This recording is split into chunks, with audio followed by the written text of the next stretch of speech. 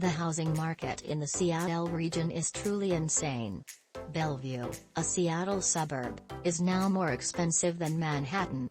Last week, a Bellevue home listed for $2.65 million sold for $3.63 million. Yet, the housing inflation is not deterring people from lining up on streets for the open house for listed properties. Watching the long lines snaking around the block, with Audis, BMWs, and Teslas parked nearby, is a spectacle. Although unrelated to the housing market, the media story about the historic Rotterdam Bridge getting dismantled to facilitate famous Seattleite Jeff Bezos' mega yacht, to sail from the dockyard to the Atlantic Ocean, adds to the impression that Seattle is floating in too much money.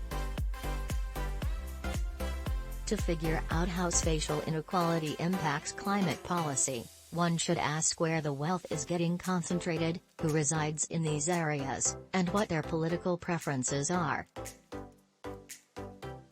Wealth accumulation is taking place in metropolitan areas, which tend to be populated with college-educated individuals working in the service sector.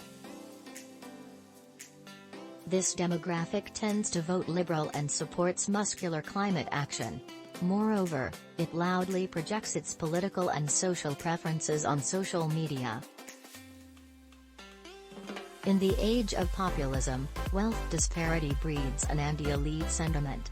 In addition, as N.S. Lyons notes, there is a social divide between virtuals and practicals. Virtuals work in the digital economy with the laptop and Zoom as their professional tools. On the other hand, practicals work in factories, on farms, and at construction sites. Virtuals and practicals seem to have different cultural mores and policy preferences. Not surprisingly, with metropolitan virtuals as the chief supporters, climate policy has become embroiled in cultural wars and class conflict.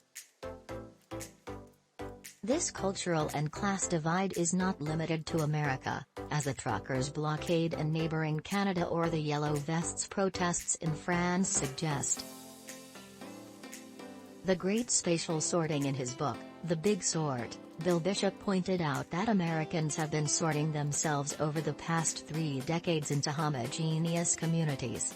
The Seattle region is a high-tech hub, hosting the head offices of both Microsoft and Amazon.